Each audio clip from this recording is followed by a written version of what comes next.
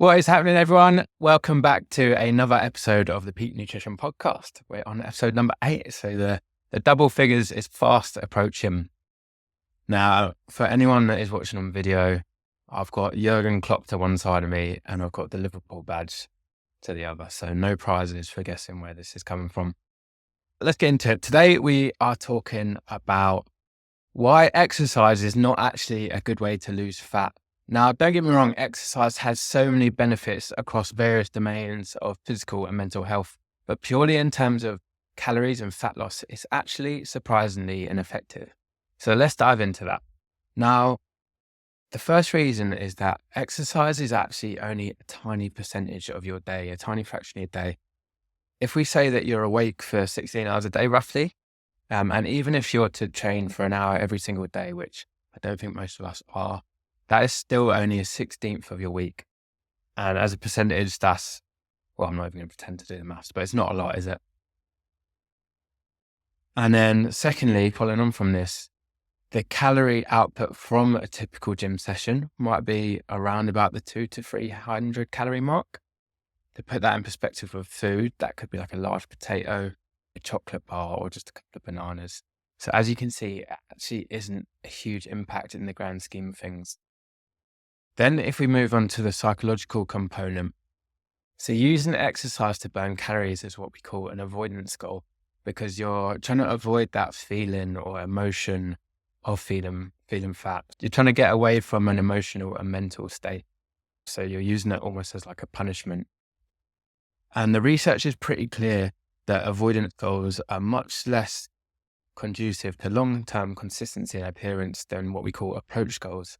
So approach goals are when you're trying to achieve something positive. So that might be trying to get fitter, trying to get stronger, having fun.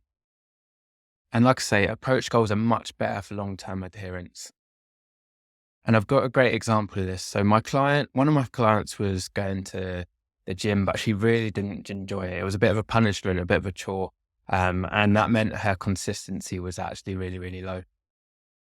So what we did might surprise you, and I actually told her to cancel her gym membership, not only because of the fact she was just donating a gym 20 quid a month for no reason, but also because we swapped to something that more aligned with her goals and was something she actually wanted to aspire towards.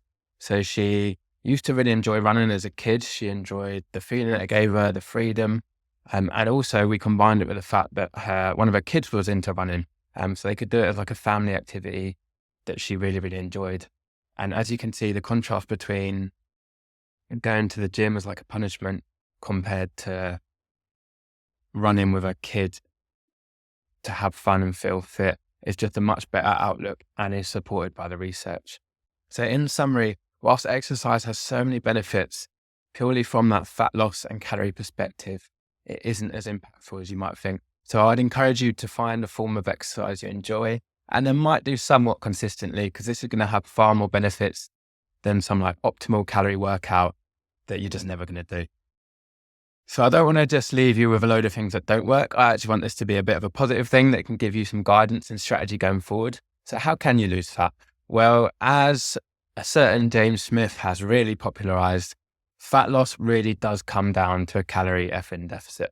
I'm saying effing because I want to make this podcast PG and see if it hits a wider audience. Now, in terms of calorie deficit, this is a term for when your calorie output is greater than your calorie input. And our calorie output is things like exercise, just the stuff you use to live and digest your food, and then your daily day-to-day activity. Made a minute of that, anyway. And then your inputs are your calories consumed within your food and your drink. And I guess the two biggest levers that we can pull here are, first of all, your food intake. I believe this is probably the highest return on investment strategy because it can swing so far either way. Like a day where you eat a huge amount of calories, say if you're, out for food a few times, have a few drinks, your calorie intake is going to be so much higher than days where you've eaten a much more conservative diet. So if you are looking to lose fat, I would really encourage you to adapt and manage your calorie intake. Now, there's so many different ways we can achieve this. As I'm sure you're aware, there's so many different diets and all of them do have successful case studies. They're going to work for some people, but not for others. So it really is about finding something that works for you, suits your food preferences, suits your lifestyle. But there are a few principles we really want to stick to here. So the first one is that you want to have mainly a whole food diet. That doesn't mean it has to be exclusively whole food, but probably just moving more towards a whole food based diet is going to benefit most people. We also want to ensure that we're having plenty of protein. Now, this is because protein is really satiating, as in it helps to fill you up. The next thing is that we want plenty of fruit and veg. So fruit and veg are very high in fiber, and they provide us plenty of nutrients. So this is our vitamins and minerals. And then we also want to manage our intake of our very calorie dense foods. So this is things like our chocolate, sweets, crisps, alcohol, things like that. And like I said, I really want to reiterate that doesn't mean we can't have any of these things, but we just want to manage the frequency and quantity of them. So in summary of that, calories are the thing that drives fat loss. But before I get attacked online, I want to emphasize that that doesn't mean that calories are the only thing that matters. So your food quality does also matter. So this is the specific foods, their nutrient density, the kind of vitamins and minerals they have. This also is really important in terms of your health and also how you feel, which I guess then indirectly affects fat loss in the sense that if you feel good, you're more likely to be more active and be in a better mental state to pick more health conducive foods. So the final area that I really wanted to talk about in terms of fat loss is your non-exercise activity. Now you might have seen this as NEAT, N-E-A-T, and that stands for non-exercise activity thermogenesis, which is a very pretentious way of just saying your daily activity outside of exercise. Now I want to give you a couple of examples as to how this can vary so greatly between people. So let's take an office worker. They get up in the morning, drive to work, sit at their desk all day, drive home, and then sit and watch TV all night. Clearly, their calorie expenditure for the day is going to be very, very low.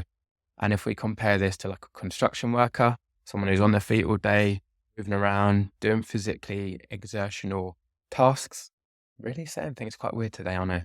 Strange. Don't know what's on my mind. But yeah, these two people are a great example of this calorie swing that you could have between two different individuals. And I think it's a great example of how it is so adaptable. So it is an area where we can get a lot of bang for our buck.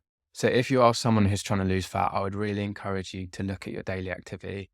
If we circle it back to the very first point about how many hours of the day exercise is, if we look at our non-exercise activity, that's probably the other 15 hours of the day. So there's so much more wiggle room here, so much more room for maneuver. One of the really common ways that we measure activity is steps. Now, steps are a bit of a bugbear of mine because I think people have got a bit too obsessed with that number. But what is good about steps is it is a very measurable, objective data. So we can compare trends over time. But outside of step, if you are just doing more housework, cleaning the car, taking the stairs rather than the lift, all these little things can really add up. Because what we just want to promote is for you to be a physically active individual. And this will kind of take care of the calories by default.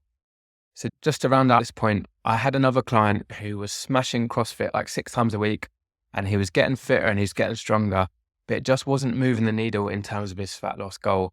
And it was only once we targeted his day-to-day activity outside of exercise that he really started to notice movement on the scale.